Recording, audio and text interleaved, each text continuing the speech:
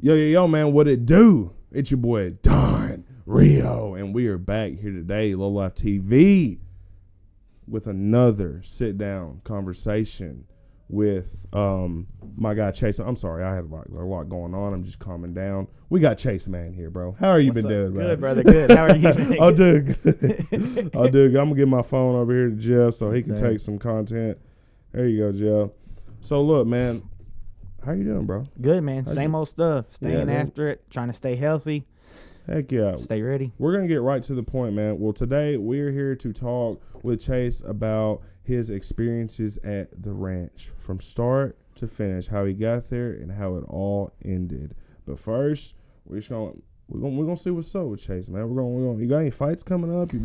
What's going on with that? I'm ready. I'm staying ready. I came off that injury. Had a little injury. What happened? Right before my last fight. I tore my meniscus 12 days before my last fight in November. No, you talked. I feel like we talked about that. It was rough. It was most serious injury I've ever had. Like when it happened, it was rough. Like when the injury happened. When it happened, yeah. I mean, that was like I cried because I was scared. Like I was like, this is it. Like I've broken my fingers and my nose and stuff that I could still move, but like I couldn't straighten out my leg and bend my knee. So like I was just like, that's wild. It's just scary. I need my body. That's my tool.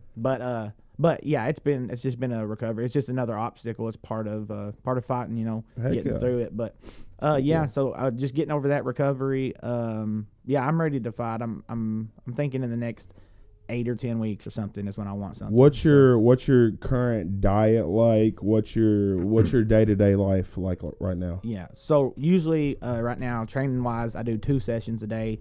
In camp, I'll sometimes do 3, but my body kind of is just, it's used to this. So I do 2 sessions a day. Diet stays pretty consistent just so I can make sure I'm in weight. Okay, so the diet stays the same all the time. You never change this for certain It weights? gets a little more strict. A little more strict. When I'm like 4 weeks out from a fight, I have to start cutting carbs because I have to make a lower weight class, know.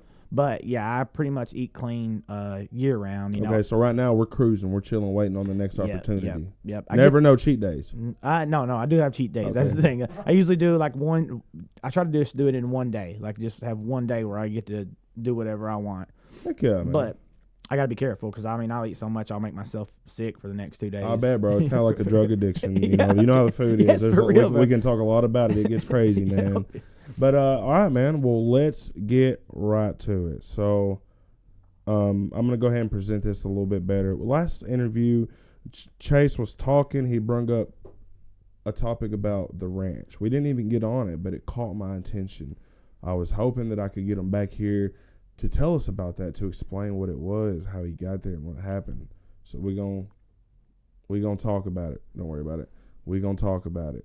Let's get into it. So, Chase, first off, what is the ranch? So, Lord's Ranch, it got shut down. It was a place for like troubled kids, anybody under 17. The youngest person I met there was like 8, probably 8, but it was anywhere from 8 to 17, just minors that were, and the best way I can explain it is like it's the step before you went to kids prison. So it's it's like the worst place. It's like almost like a rehab boot camp. Pretty rough kids.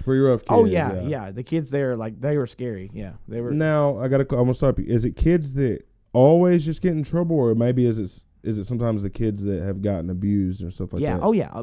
I would say most of them probably were abused. Yeah, and they're there because they've gotten in trouble. Yes. But it's repeat offenders. These kids didn't just. I didn't know maybe if they was like a rehab. Maybe they're trying to help. No. Okay. They said they were going to help. Yeah, it was supposed to be you get better, you get closer, you learn about God through the 8 months, and then when you get out, it was like 6 to 8 months. But yeah, most of the kids there were bad, had done a lot of bad things. Okay. Been in trouble with the law a lot. Okay, and where's this place at? It was in it was in Warm Springs, Arkansas. It's right next to Ravenden in that area. I'm gonna pause you quick. Jeff, when you're getting those videos, I just want to make sure they're not over like 15, 20 seconds, if you don't mind. Go ahead, bro. So, okay. How did you get there? And how old were you? So I was either 9 or 10. I had a birthday when I was in there. I think I turned 10. Oh, Lord. But I had just got in trouble by the police a few times and went to jail. And like I went to jail, CYS, just a couple little, like I spray painted a park. I busted out a window. This is what you're getting in trouble for? Yeah, when I was that, yeah, just doing dumb stuff. So you don't think something like you didn't do something big that happened that kind of? No, it was just like a few things, and I ended up in front of a judge. The biggest things was I shattered out a window to a house, and then I spray painted This is crazy. A spray park or a skate park. I was ready to hear that you robbed some old man at like gunpoint or with a knife or something. Yeah, I was ready to hear that like he kicked some pregnant woman, you know, like while she was riding her bike. I don't know. Like I just was like, bro, like what is going on with the system? There were kids there that had done stuff like that. Yeah. No offense. Yeah, I was probably had been the least amount of trouble I'd ever. Did your parents want you there? No, not at first. So I went in front of when I went to court. I got sent to CYS. The cops arrested me, took me to CYS. And I got to let everybody know, I know he just said, this is in Arkansas. Yeah. Got to let everybody know that. Yeah. Go ahead, brother. Sorry. Yeah, so I got arrested, went to CYS, then I got a court date. When we went to court, the court recommended it, but they put me on counseling, so they set us up with a counselor just because of all the trouble I'd been in.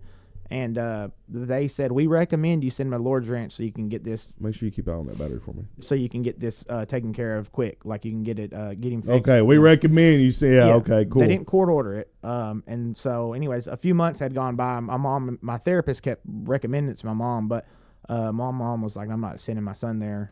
I just kept doing bad stuff, kept getting in trouble. And then finally, my mom did decide. She agreed with the therapist and agreed to send me there. Cool. That therapist was getting paid to send you Yeah. Probably. This place got shut down. One of the biggest reasons they got shut down was Medicaid fraud. So, like, probably. Oh, yeah, they were dirty. Then that's what they all do. The owner's in prison right now, yeah. That's what a lot of people are. That's what they all do, bro. Yeah, it was awful. Okay, so Chase is he's a degenerate. He's gotten in trouble. He's busted out windows in houses. He's the worst type of person. So we're sending him off to the ranch, okay? Explain to us your emotions before you got there, though. Before. Yeah. I stayed the night with a friend the night the morning that I went. I stayed the night with a friend. I remember waking up and having a French toast. That's funny. I woke up and had French toast for the first time that morning. I remember that day really specific. First time. That's awesome. It was my first time. I mean, I was 9, you know. Like, oh, yeah, okay. I was 9 years old. I forget that. That's crazy. My daughter is 10. My youngest is 8. Yeah, I was 9, yeah. I woke up at 9. I woke up at my buddy's house. I had French toast. I remember the whole morning. And my mom didn't tell me that I was going, of course. And next thing you know, she said, hey, Chase, come down here. And I saw my therapist. And I was like, we don't have a session today. And my therapist was like, walked me to my room, packed some bags. And I knew what was going on at that point. And wow. I mean, it was one of the saddest times. You know, I was really upset, really mad. It's crazy how you're like one of the saddest. Knowing that hurt, bro. Yeah. I know it did, man. I mean, I was bawling and begging, and like I remember, I'll never do anything bad again. You know, it sucked. But that's crazy. Just as soon as I got in the car, like on the way there. I mean, I've been a fighter since I was born. I think I came out with the beard like ready to go. So like on the way there, it's almost like getting ready for a fight now. Like my mindset just kind of started changing. Like I was like, all right, I'm about to be locked up in here with a bunch of boys, and I don't know nothing about them. And you know, like I don't know how, like survival of the fittest. Let's go. I don't know. So like. On the way there, I just made peace with what was going on. Terrified, though. I'm not going to act like I was absolutely terrified. And once I got there and saw everybody, the first thing they do when you get there is they shave your head. Like it's like going to like boot camp, military boot. You get there, they shave your head with no guard, and then you go out. They throw you outside, but they had a school system there and everything, man. They had like teachers. When you first got there, was you convinced that it wasn't going to be that bad, or did you know off top? No, I didn't know it was going to be that bad. No, okay. I hadn't heard nothing about it. I thought, honestly, I didn't know what I was getting into. No, I didn't know. And I do know at the ranch they did have like that full, like you said, the school system. It was like a living situation all the time. Yeah, you could graduate there. You could graduate high school and stuff. Could you go outside anytime you wanted? No, not anytime you wanted. You had a home. You lived in a dorm. There was like 20 or 30 different houses. And you lived in a dorm with a bunch of beds. It's like a rehab. You had a bunch of bedrooms and like 4 or 5 kids to a room. So like probably 10 to 20 kids a house. Like I know but 10 or 20, it depended on how big the house was. There was 10 to 20 kids living in the house, and this is wild. There was constant supervision workers there. And that's kind of one of the worst things where the employees were not trained properly a lot of times, and they were just they did a lot of bad things. There were girls there too. Whenever the girls walked by when we were at school and stuff, the boys had to turn and face the wall. Like girls come in, turn, and you had to turn, keep your nose against the wall. If you turned and looked, you got in trouble. And a lot of those girls were like sexually assaulted, and actually they just did a case within the past 1 or 2 years. I talked to a lawyer, and I didn't want to do anything, but a bunch of people got together and pursued like legal actions against these guys. They deserve it, 19 man. years later, yeah.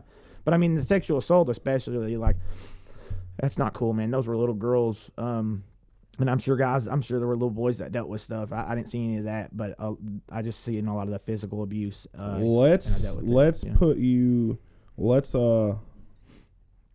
good?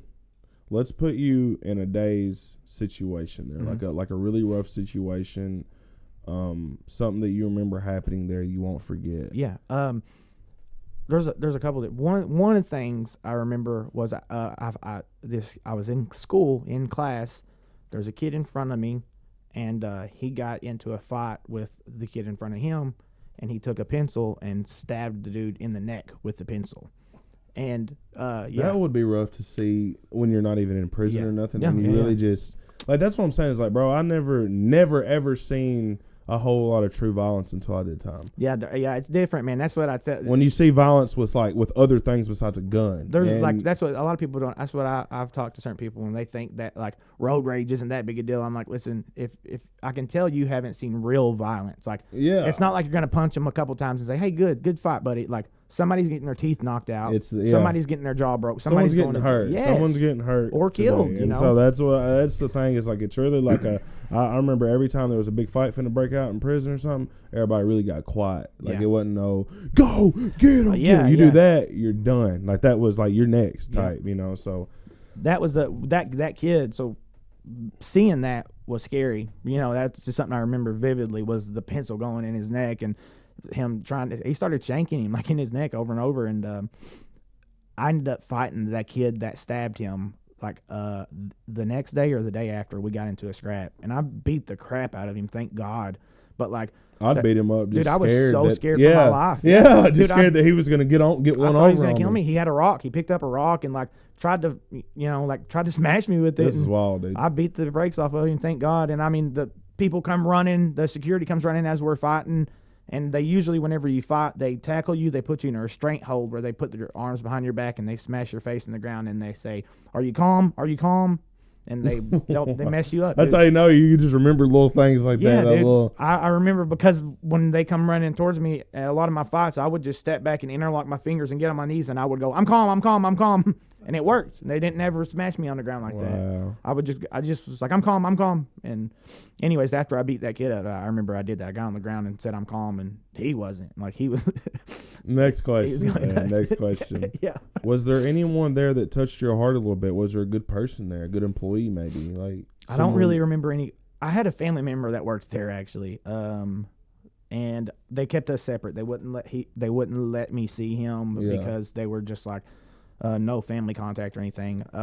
But that's probably the only good person. No good times there. No good people. Like the kids were fun. I had some fun stuff with the kids. I mean, we were all wild kids. Yeah, so I had fun. We got to play games. There's a basketball court. I was out there hooping. I mean, you talk to anybody today from there? Do you talk to anybody, any kid? Every now and then I'll have somebody message me on Facebook and say, "Oh, hey Chase, remember me? We were in the ranch together." I only remember certain things. A lot of trauma, so like I remember some stuff, like I just said, real vividly, but then a lot of stuff I just don't remember. So I don't really remember any good experiences other than the basketball and football, and some of the fights were fun. Some of the fights were fun with kids. How long was you there? I was supposed to be there. It was like 6 to 8 months. I ended up being there for 30 days, and it was because damn, that's crazy. He was only there 30 days. Yeah, it was I'm glad I got out of there. Probably felt like 9 months. Oh yeah, dude, it felt like. Every day I would cry for hours a day, trying to write letters to my family, and I was on a blackout period, so I couldn't call her. My God. And and I had my birthday in there, but ultimately, you know, what led to me getting out was you get a family visit on day 30, and on day 29, I had gotten to a fight with. They had told me to fight this kid. They recorded videos of us fighting and stuff. They would the workers would like record videos of us fighting other kids and post it and stuff, and you kind of got rewarded if you won. Like if you won the fight and you did well, you got rewarded. If you lost, you kind of got you got shunned. Like it was, you know, like you didn't get. This is wild. It's like gladiator. This is wild. Yeah, I say it's like gladiator school. Like is what it felt like. You know, like but they made me fight this kid who was 16. I was 10. You know, and I wasn't like he was starting to get the better of me, and he ended up falling. I hit him with something and he slipped. And as he was getting up, I soccer kicked him in his face. And it bothers me when I talk about this just because it hurt him. It's probably the first time I ever hurt somebody really bad like that. Like it broke his nose and he just was real bloody. But they loved it, you know. Like they had to take him to the hospital. He left. I don't know. How did you feel, Chase? I felt nothing, you know. I just looked at them and I wanted to see how they felt. So did I do good or bad? You know, I'm looking at them. That's all I'm saying is like, nothing. Dude, you was turning into an animal, bro. I didn't feel anything. Yeah, they were turning things into animals, yeah. Man. That's not good, bro. I hate you had to go through that, man. I hate anybody that has to go through any kind of incarceration, especially at a young age. I couldn't imagine that. I didn't think that was going to be the story. I thought. Maybe this was 13, 14. No. Well, right after that fight, this is the worst part. Right after that fight, when I kicked him, he's all bloody. They took him to the hospital. One of the employees, they let me stay up and play video games late that night because I was getting rewarded for winning. And it was time to go to bed. They let me stay up till midnight or something. And one of the employees came up and was like, "Hey Chase, it's time to go to bed." And I was just showing out. I didn't know no better. I was like, "Man, screw you. I can stay up late tonight. I did whatever. I get to play." And he's telling me to go take a shower before bed. He's like, "Go get in the shower now." And I think I called him a name. Yeah. And dude, he just charged me. He just started running at me. And he's a grown man. Yeah. So I ran. I ran to the bathroom and tried to wedge myself in there, and he kicked the door off the frames and got in, and he hit me. Lord. He hit me. I don't remember how many times. He hit me a few times. I remember he grabbed me by my throat. I had braces at the time too. So when he hit me, I'm bloodied up bad. He grabbed my throat, threw me across the thing. I remember we knocked the top of the toilet off, and water spraying everywhere. And anyways, then he said, "Sorry, I didn't mean to do that. Are you okay? Are you all right?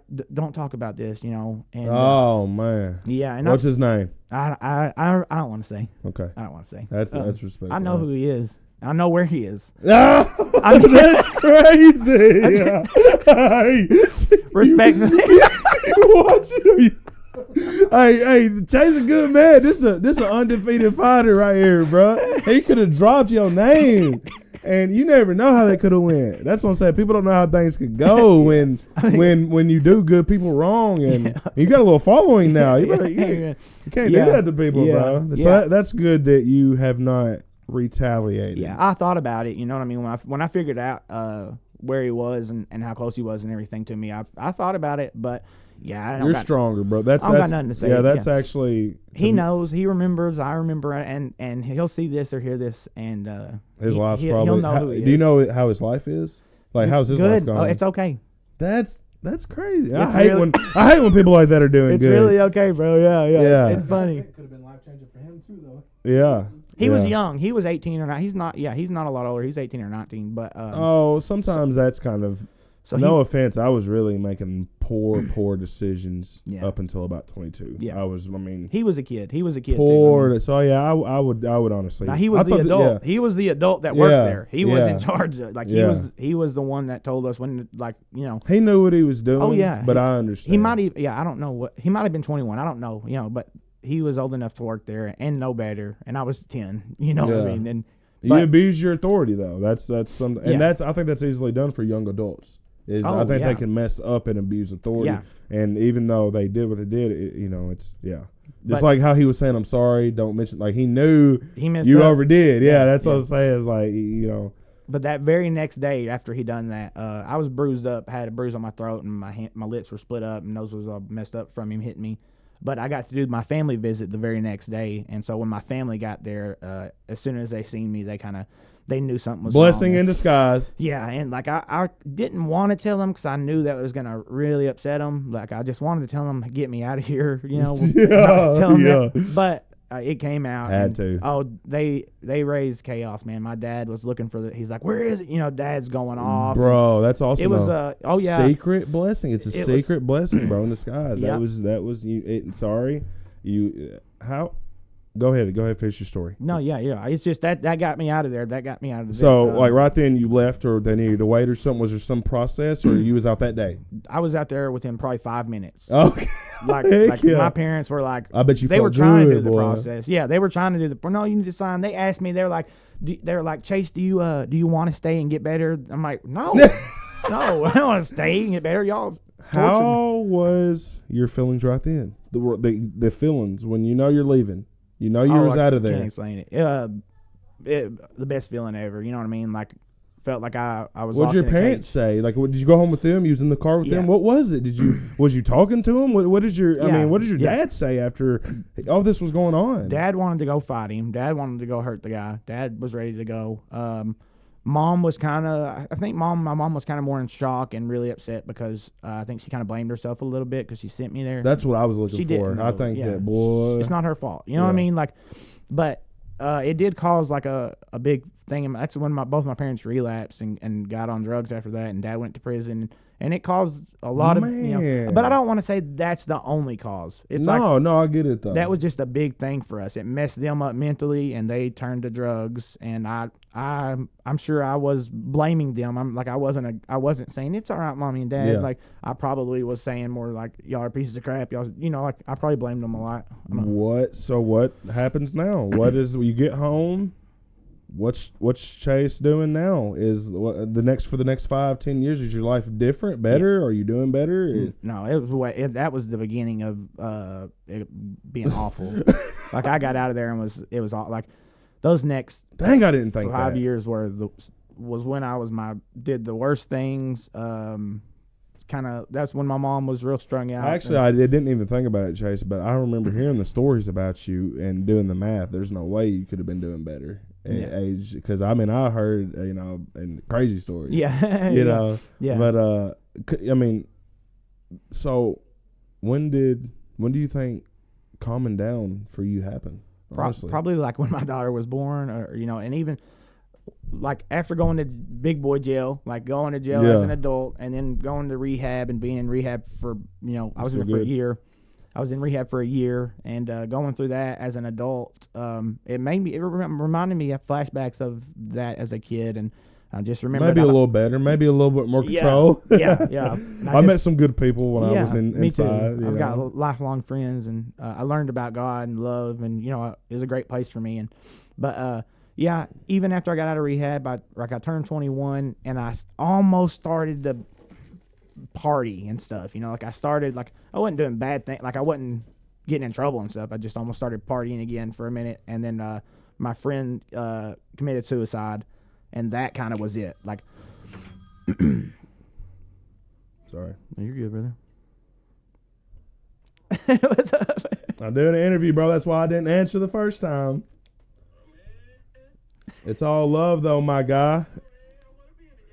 I know. My boy, man. I gotta watch the cussing. I done got in trouble so many times for cussing now. And look, that's the first thing you do. Yeah, I know. Low Life TV and we can't cuss. No, I'll call you back, bro. Give me about 30 minutes. I got you. All right, but love. But no, man, that was Spider, by the way. Yeah, if y'all didn't know, that was Spider, man. Yeah, I think was that where you went? A few weeks ago? Yeah, that's my he had his album released. Man, that's my role model. I love him to death. Right when I almost quit all this stuff, it didn't make no sense. He just pulled me right back in. Let me know. Oh, really? You're almost there, don't? And then bam, my life started changing. It was crazy. That's cool to have somebody like that. Yeah, dude. So when, and maybe we talked about this in our last interview. Mm-hmm. Are we still good on that? 59 minutes is what it says. It's blinking red right now. Okay, well, we're actually going to go ahead and end the interview there. So it doesn't, I didn't charge I forgot, I thought our interview, I kept telling myself 6 o'clock today, and it wasn't. Oh, yeah. And that's what I'm saying. So I just, I didn't get to charge the whatever. So I'm so thankful that you came by and told us that little story. Sure. I was eager to hear about that. If you have a message, Chase, for the young kids that maybe are a little bit of kind of on the degenerate side, or maybe not, what would it be? You can do anything in the world. You don't have to have a whole team. You might not have a team of support people around you, but all it takes is you. All it takes, I mean, you know that. All it takes is you or that one person. But watch who you hang out with and shoot for the stars. You can do anything. It's a big deal, man.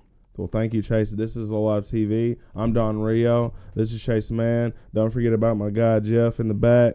This is Alive TV, man. We're out.